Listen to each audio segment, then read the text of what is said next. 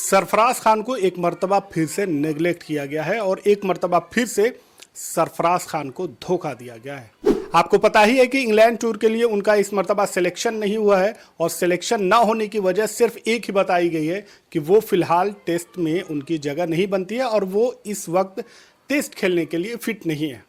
तो England series के लिए उनका नाम तो पहले ही काट दिया गया था, लेकिन जब इंडिया ए की तरफ से खेलते हुए उन्हें इंग्लैंड में मौका दिया गया तो पहली पारी में उन्हें मौका मिला और उसका जबरदस्त फायदा उठाते हुए सरफराज खान ने 92 रनों की जबरदस्त पारी खेली। और ये उस सिचुएशन में खेली है जब उनका सिलेक्शन टीम में नहीं हुआ है। दूसरे बल्लेबाज, उनमें ज्यादातर बल्लेबाज ऐसे हैं जिनका टीम में सिलेक्शन है, वही वहां पर गए हैं, लेकिन सरफराज एक ऐसे खिलाड़ी हैं जिनका वहां पर सिलेक्शन नहीं हुआ है। फिर भी उन तमाम प्रेशर को, उन तमाम मायूसियों को जिसका वो इंतजार कर रहे थे काफी दिनों से कि इंग्लैंड टूर में उन्हें फिर से मौका मिलेगा, क्योंकि उन्हें T20 और ODI में तो वैसे भी मौका नहीं मिलता है, लेकिन एक ले देकर टेस्ट ही बचा था जहां पर सरफराज खान को खेलने का मौका मिलता था और इंग्लैंड टूर में वो नहीं मिला। इंडिया ए की तरफ से खेलते हुए पहली पारी में जबरदस्त 92 रनों की पारी खेली, लेकिन जब दूसरी पारी आती है तो उसके बाद सरफराज का बैटिंग ऑर्डर चेंज कर दिया जाता है और जहां पर करुण नायर और सरफराज खान को भेजना चाहिए था वहां पर इन दोनों बल्लेबाजों को रेस्ट दिया जाता है और उनकी जगह पर ध्रुव जुरैल और नीतीश कुमार रेड्डी को प्रमोट किया जाता है। ये समझ में नहीं आया कि आखिर सरफराज खान या फिर करुण नायर को नीचे क्यों किया गया। आखिर ऐसी क्या वजह थी जब उस मैच में कोई रिजल्ट नहीं निकलने वाला था तो फिर वहां पे ध्रुव जुरैल और नीतीश कुमार रेड्डी को प्रमोट क्यों किया गया, सरफराज खान और करुण नायर को नीचे क्यों कर दिया गया। वो खिलाड़ी अगर अपनी परफॉर्मेंस दिखाए तो किस जगह दिखाए, जब उसे मौका ही नहीं दिया जाएगा, जब उसे बार बार ड्रॉप किया जाएगा तो फिर आप उसे टीम में वापस कैसे लाएंगे। एक इनिंग में उसे मौका मिलता है और वहां पर वो 77 की स्ट्राइक रेट से बल्लेबाजी करता है। शानदार फील्डिंग भी सरफराज खान की तरफ से हुई है, जबरदस्त कैच भी लिया है सरफराज खान ने। तो ये वो एक ऐसे खिलाड़ी थे जिन्हें इंग्लैंड टूर में मौका नहीं मिला है, तो कम से कम इंडिया ए के खिलाफ खेलते हुए उन्हें भरपूर मौका दिया जाए। उसी में आप उन्हें चेक कर लें कि क्या ये खिलाड़ी टीम इंडिया में सेलेक्ट होने लायक है या नहीं है। लेकिन पहली इनिंग में जब उन्हें मौका मिला तो उन्होंने पूरी तरह से उसको साबित किया कि वो अभी भी उसके लिए एलिजिबल है।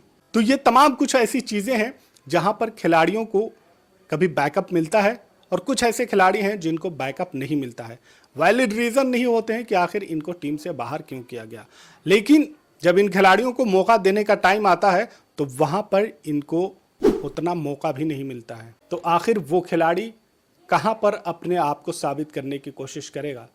इंग्लैंड सीरीज में उसे मौका जरूर मिला और उसने वहां पर साबित करके भी दिखाया और उसमें 50 भी लगाई, लेकिन न्यूजीलैंड सीरीज में उसके बैटिंग ऑर्डर को पूरी तरह से चेंज कर दिया गया।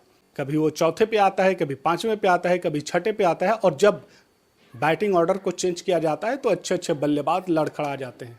लेकिन उसके बाद जब गावस्कर ट्रॉफी में सरफराज खान को ले जाया जाता है तो एक भी बॉल वहां खेलने को नहीं मिलती है, एक भी मैच में उसे नहीं खिलाया जाता है और उसके बाद बाहर कर दिया जाता है। और ऐसा नहीं है कि इंग्लैंड सीरीज हो, न्यूजीलैंड सीरीज हो या फिर बॉर्डर गावस्कर सीरीज हो, इसमें दूसरे बल्लेबाजों ने बहुत ही शानदार प्रदर्शन किया हो जिसकी वजह से उनका सिलेक्शन इंग्लैंड सीरीज में हुआ हो। ऐसा बिल्कुल भी नहीं है। तमाम बल्लेबाज फ्लॉप थे, इवन कैप्टन शुभमन गिल भी बुरी तरह से फ्लॉप रहे इन तीनों सीरीज में। लेकिन अगर गाज गिर रही है तो सरफराज खान पर। सोचने वाली बात है कि आखिर सरफराज खान को किस बात की सजा दी जा रही है। तो ये इससे खिलाड़ी का एक कॉन्फिडेंस भी डाउन होता है और खिलाड़ी को भी ये समझ में आता है कि मेन टीम तो छोड़िए, इंडिया ए में उसकी जगह परमानेंट नहीं है।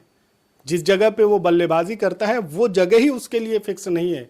वहां पर ऑलराउंडर बल्लेबाज को मौका दे दिया जा रहा है, प्रमोट कर दिया जा रहा है, लेकिन एक प्योर बल्लेबाज को अपनी जगह कुर्बान करनी पड़ रही है। सरफराज खान एक ऐसा खिलाड़ी है जिसे टीम से बाहर करो, टीम में अंदर रख लो, ले जाओ, मत खिलाओ, बैटिंग ऑर्डर चेंज कर दो, सब कुछ उसके साथ हो रहा है और बहुत शॉर्ट पीरियड में ये तमाम चीजें उसके साथ हुई हैं। यहां पे ये बात नहीं कही जा रही है कि दूसरे बल्लेबाजों ने अच्छा नहीं किया। इंडिया ए ने इंग्लैंड लॉयंस के खिलाफ जबरदस्त बल्लेबाजी की, शानदार प्रदर्शन दिखाया, दोहरा शतक भी लगा, 50 लगाने में भी कामयाब रहे और दूसरी इनिंग में तो 4 बल्लेबाजों में से चारों ने 50 लगा दी।